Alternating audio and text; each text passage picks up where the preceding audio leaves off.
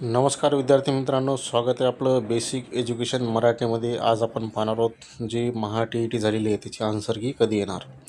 तर आपण पाहिलं तसं 10 नोव्हेंबरला टी परीक्षा झालेली आहे.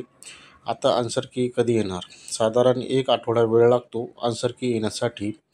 परंतु विद्यार्थी मित्रांनो, आचारसंहिता चालू आहे आणि सर्व कर्मचारी या आपल्या निवडणुकीच्या कामामध्ये व्यस्त असल्यामुळे आपल्या आन्सर कीला उशीर लागणार आहे. तर विद्यार्थी मित्रांनो, आन्सर की कधी येणार आहे आपण पाहूया.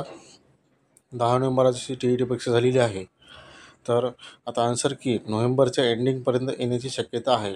म्हणजेच कोणती आन्सर की येणार आहे, तर प्राथमिक जी टी परीक्षा आहे 1 आणि 2 प्राथमिक उत्तरसूची येणार आहे.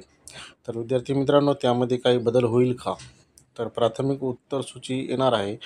तर 10 नोव्हेंबरची टी झालेली आहे. तर येणाऱ्या आन्सर कीवर काही ऑब्जेक्शन म्हणजेच आक्षेप घेता येतो का? तर हो, आक्षेप घेता येतो. कोणाला घेता येतो आक्षेप? तर टी परीक्षा ही 3,30,000 विद्यार्थ्यांनी दिली आहे.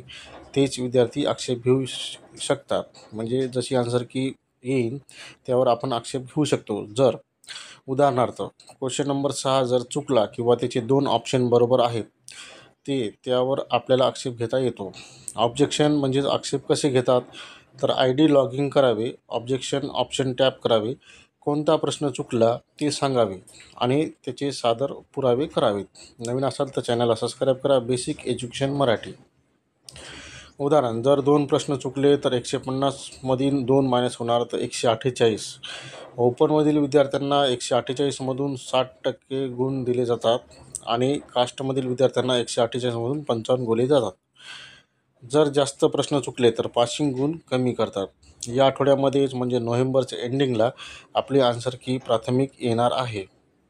विद्यार्थी मित्रांनो, टीची आन्सर की आली की आपण सर्वांनी टेट परीक्षेची तयारी करा आणि अशीच नवीन माहितीसाठी चॅनलला सबस्क्राईब करा. आणि महत्त्वाचं म्हणजे आपल्या चॅनलवर संपूर्ण टेट परीक्षेचे व्हिडिओ येणार आहेत. त्यामुळे आपण नवीन असाल तर चॅनलला सबस्क्राईब करा. आपल्या चॅनलचे नाव आहे बेसिक एज्युकेशन मराठी. भेटूया उद्याच्या व्हिडिओत. धन्यवाद.